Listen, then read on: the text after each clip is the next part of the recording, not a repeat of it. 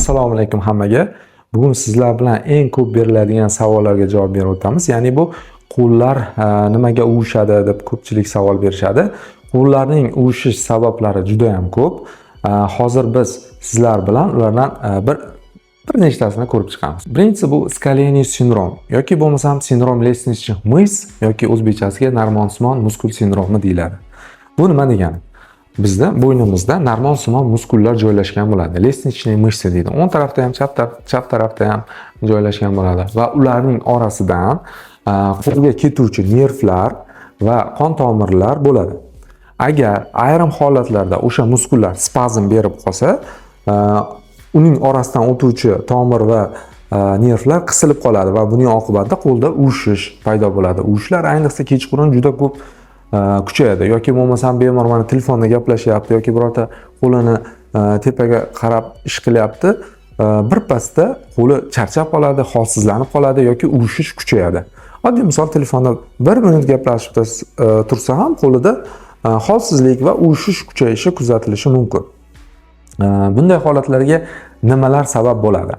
Xo'p, narmonsimon muskul sindromining sabablariga asosan bu noto'g'ri o'tirish, ko'p telefonda o'tirish yoki ko'p kompyuterda o'tirish yoki bo'lmasam ayrim mana ishchilarda bemorlar ishchilar mana og'ir yuklarni bunaqa qilib ko'taraverish yoki ayollarda agar misol uchun masalan derazalarni artganda ha deb ko'p agar shu nima deydi harakatlarda qaytaraversa, bu yerdagi muskullar spazmga uchrab qolishi mumkin.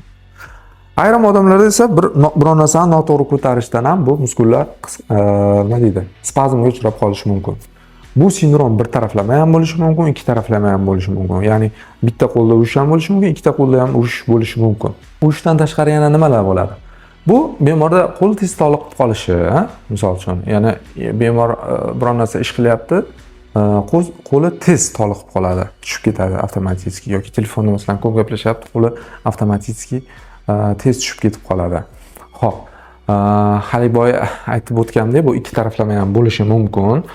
Endi buni odam o'zida qanday bor yoki yo'qligini qanday sinab ko'rish mumkin? Bunda bir ikkita testi bor. Hozir sizlarga o'shani o'rgataman. Agar shuni qilib ko'rasizlar, agar o'zlaringizda shu simptomlar aniqlansa, demak sizda o'sha skaleniy sindrom bor. Buning uchun